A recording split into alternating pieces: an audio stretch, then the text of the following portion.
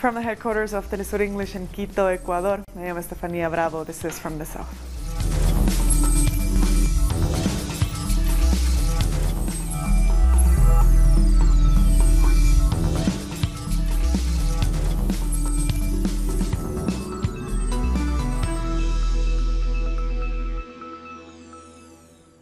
The UN Secretary-General Antonio Guterres has left Libya after a brief visit.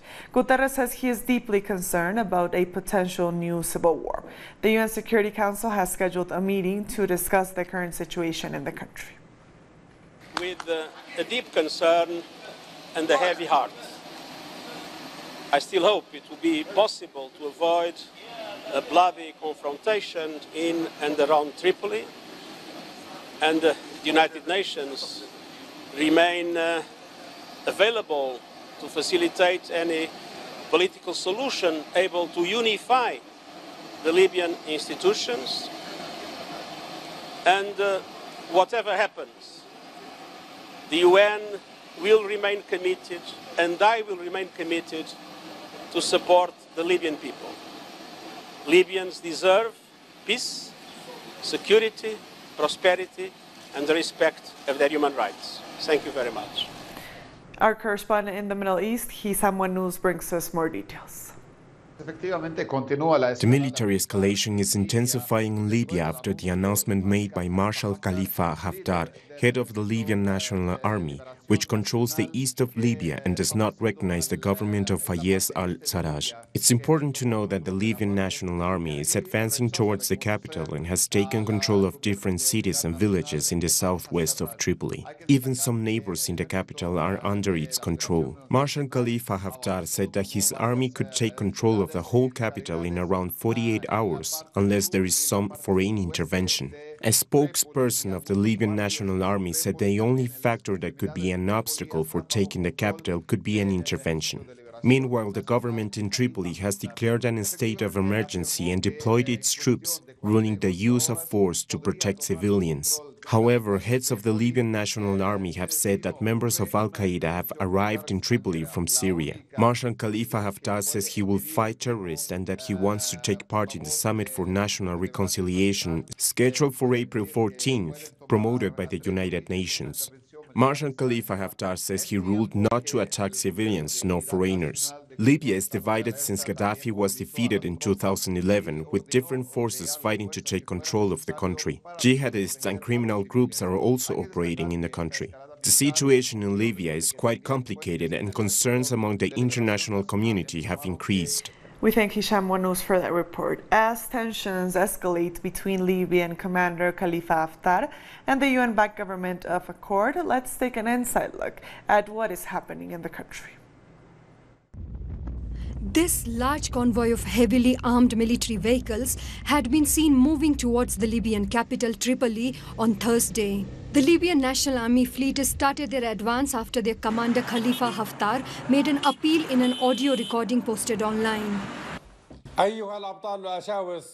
Heroes, the time has come. It is time to advance, as you have always done, with a firm step towards Tripoli and to enter peacefully. Only point your weapons at those who have decided to fight and combat us. Only shoot at those who have decided to shoot and want bloodshed. Those who put down their weapons will be spared. Soon, the head of the United Nations-backed Government of National Accord meets his troops to oversee that the LNA is stopped from entering the capital. Haftar's forces were pushed back from the key location, less than 30 kilometers from the capital. The time has come for Zawiya and its combatants, fighters and revolutionaries. We have done a great mission for this precious land. These internal military tensions arise at a time when the UN chief Antonio Guterres was visiting the country. Guterres came to prepare a national reconciliation conference to be held later this month between the various factions in the scramble for power in Libya. I want to make a very strong appeal. An appeal for all military movements to stop, an appeal for containment, calm, de-escalation, both military and political and verbal de-escalation. Experts say this latest development could lead to a military confrontation between the forces of the UN-backed government of Prime Minister Fayez al-Sarraj and Commander Khalifa Haftar. Both sides have been fighting for power since 2014. This escalation in tension is the most severe in this oil-rich country since the execution of the Libyan leader Muammar Gaddafi in 2011 by NATO-backed forces. The social minga is growing across Colombia, with more supporters joining on the 27th day of demonstrations. Students of the University of Cauca ratified their support for the protest led by communities of indigenous, Afro-descendants, and campesino people. Organizers say the Minga Social won't stop until President Iván Duque negotiates and recognizes their demands. More than 12,000 people have joined the protest. Meanwhile, a group of Colombian activists have been mobilizing in Europe, demanding an end to the persecution of Colombian social leaders. They will march from Paris to The Hague, more than 400 kilometers away, to denounce the 570 murders of leaders and activists since peace agreements were signed in 2016. The National Teachers Union in Mexico has taken to the streets in the capital, Mexico City, asking the government to include their demand in an upcoming labor reform. Our correspondent Eduardo Martinez from Mexico City reports from the ground. We are at a demonstrations organized by the National Teachers Union. Teachers are asking President Andrés Manuel López Obrador that their demands are included in an upcoming labor reform. They are also asking that the reform passed during the presidency of Enrique Peña Nieto be annulled, since they said it is putting their employment at risk. Union leaders continue holding talks with the government of López Obrador. The president has asked the Secretary of Public Education to attend the demands of the demonstrators and include their suggestions in a draft bill that is still waiting to be debated in Congress. One of their main demands is that all labor-related issues should be included in the Article 123 of the Constitution, a section that refers to the working conditions of state workers. Teachers are also demanding that the government allocates the necessary funds to rebuild the schools that were destroyed by the earthquake of 2017. We thank Eduardo Martinez for that report. The United States military reinforced the El Paso-Ciudad Juárez border on Thursday by laying barbed wire and putting up barricades. U.S. President Donald Trump repeated his threat to close the border, saying Congress could prevent such a shutdown by changing laws to fix what he called immigration loopholes. Trump has employed nationalistic and racist rhetoric to suggest there is a migration crisis in the U.S. and has demanded a wall be built along the border. Most migrants arriving at the border are Central American families seeking asylum. Trump threatens Mexico with economic consequences if it doesn't assist in limiting migration to the U.S. Only 1 week ago, the U.S. president said he may close the border between the two countries, but has since backtracked, offering what he called a one-year warning. I think, as I said, migration is an economic and social phenomena. So migration, not only in Mexico but around the world, cannot be stopped. What we need is to have an orderly, regular and safe migration, and it is what the Mexican government is aiming to. Migration will never be stopped, it's intrinsic to humanity, but what we can do is do it in a regular way, in an orderly way that protects human rights. As a consequence of the current hostile U.S. stance on migration, officials in Mexico appear to be trying to slow down the migratory process towards the U.S. through assistance and labor programs. However, the Mexican government has denied that it has changed its policy in response to the U.S. threats. What people want are their humanitarian visas to cross the country in less time possible and reach the United States, where they will face another migration process, which the U.S. will determine. But what Mexico is doing is solving the problem for the United States, and they are turning this region of the country into a true social laboratory, where there is everything from corruption due to omission and for a commission. We'll be back very soon. Stay with us.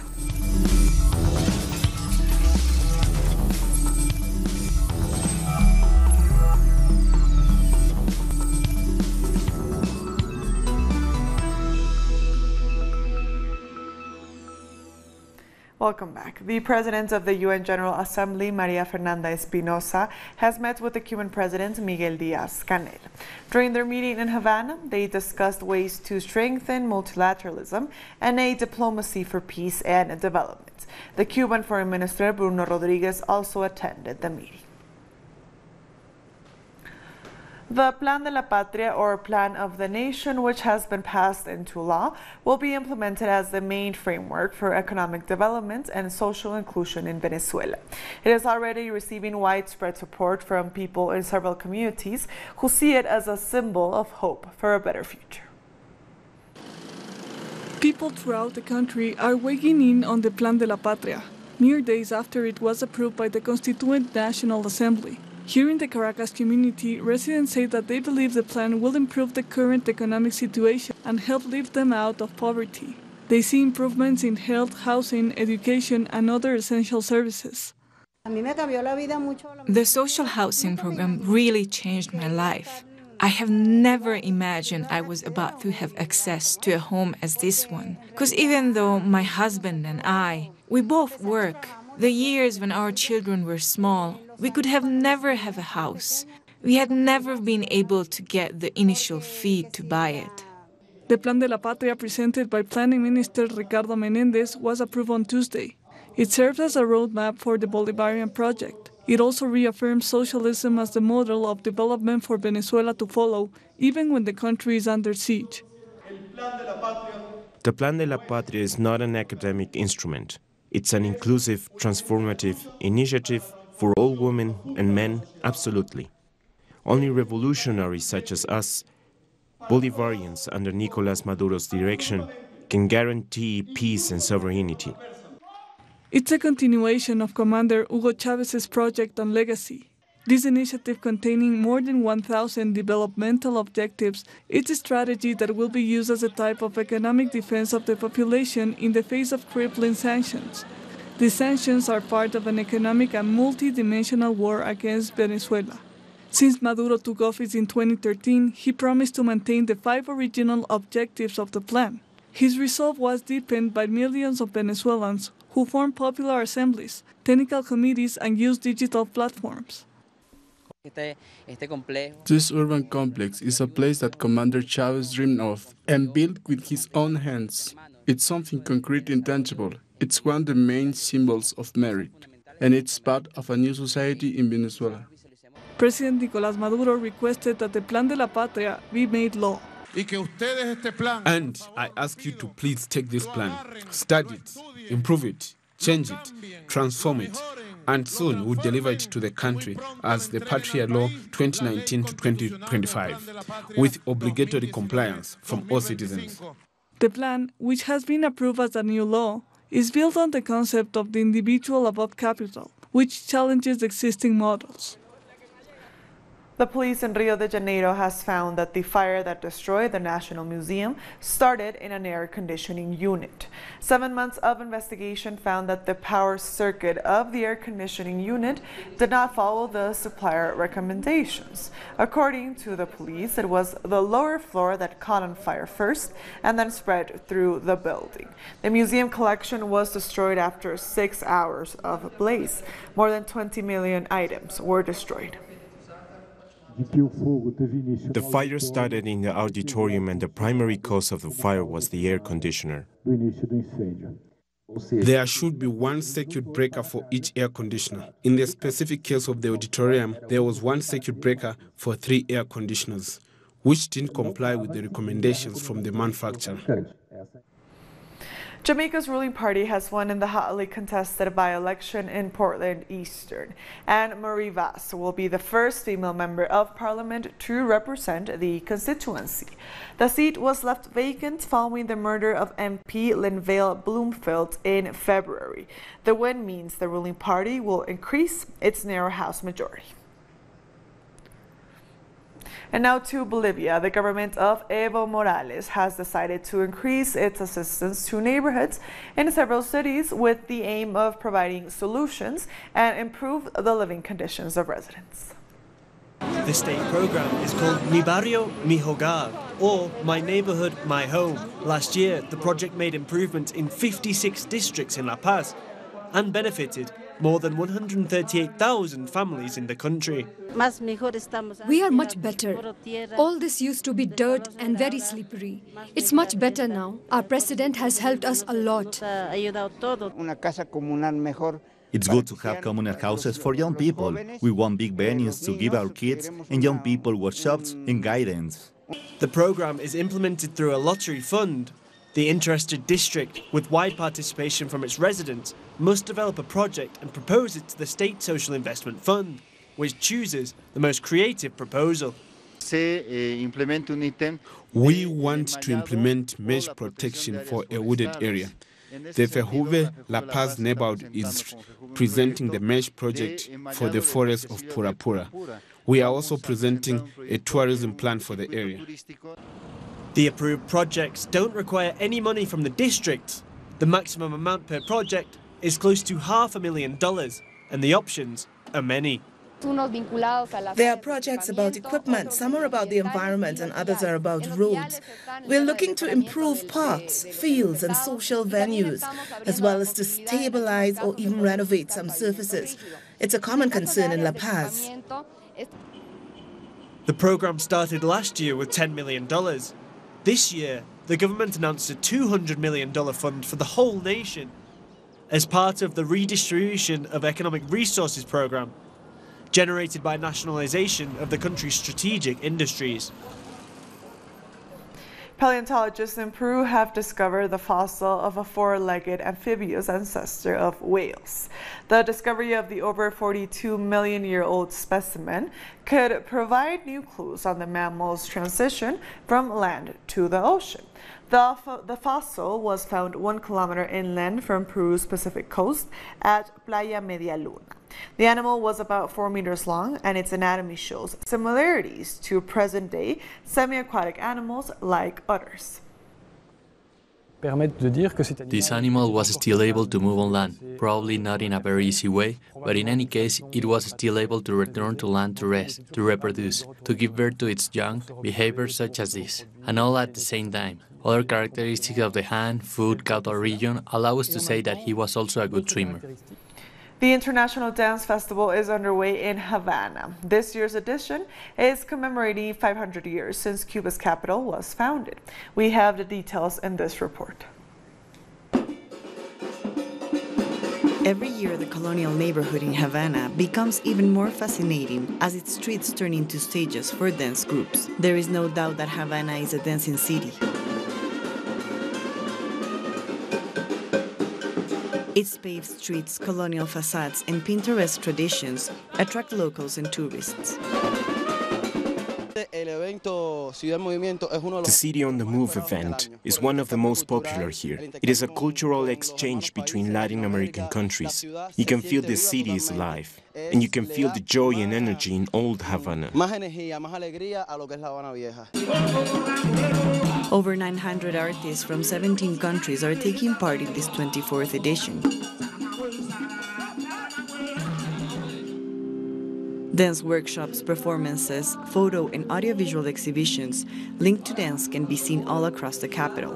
In neoliberal countries like Mexico, for example, this social phenomenon of cultural exchange and direct human relations, so intimate, so close, is weird, especially due to violence. We live in an even more isolated society. This is a shocking experience, coming to real communication spaces, not virtual. The audience will be able to learn about the work of each artist and create memories. The goal is also to showcase the city's heritage through dancing, while history and culture merges in Havana. This festival is alive. There is no distance between the artist and the audience. We are all part of the show. It's a celebration for everyone. Havana will keep on dancing. Cubans love to dance in the streets at any time. This festival is the perfect chance for a great display of the Cuban soul. We'll take a short break now. Join us again after this.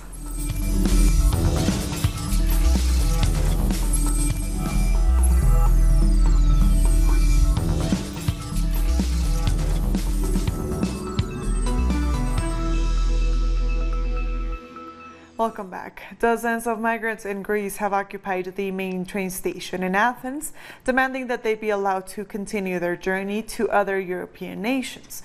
The migrants said they want to leave Greece to where they believe there are more economic opportunities. Greece's border with North Macedonia has been fenced off and heavily policed for the past 3 years. More than 70,000 refugees and migrants are believed to live in Greece in the wake of a mass influx beginning in 2015. French President Emmanuel Macron has held a meeting with survivors of the 1994 Rwandan genocide. The meeting comes a few days after Macron turned down an invitation to attend the genocide commemoration event in the Rwandese capital, Kigali. Relations between France and Rwanda have been frosty since the genocide that claimed over 100,000 lives. Rwanda accuses France of having provided equipment and training to the army and the Hutu militias that carried out the genocide. Thousands of people have marched in Mali against what they are calling the government's failure to put an end to inter-ethnic clashes, which have killed hundreds in the last few months. The protesters are also demanding the expulsion of the United Nations peacekeeping force, which they accuse of being incompetent. These protests come 2 weeks after about 160 members of the Fulani ethnic group were killed by gunmen suspected to be from a rival ethnic group. Everybody knows that Mali is going through a multidimensional crisis. We have witnessed killings that Mali has never known in its history, in its entire history.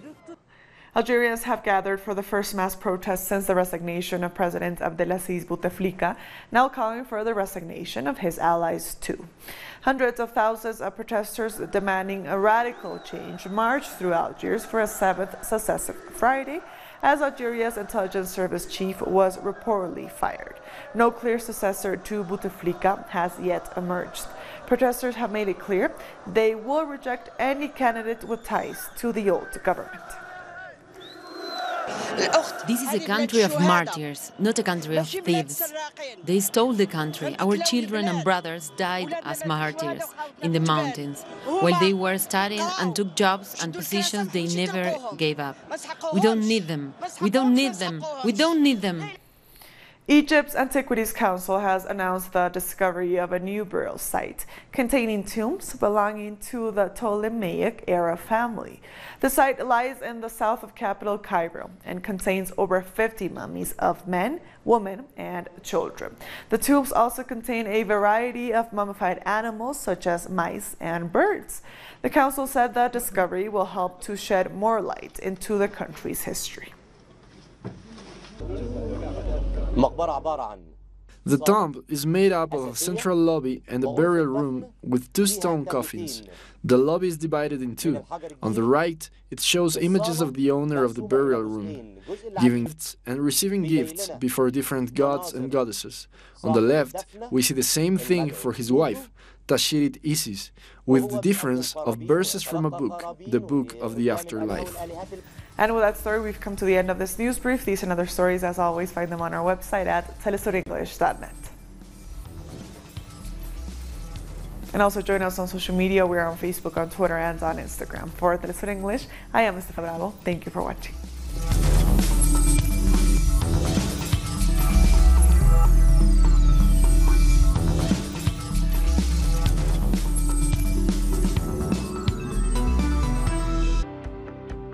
Enjoy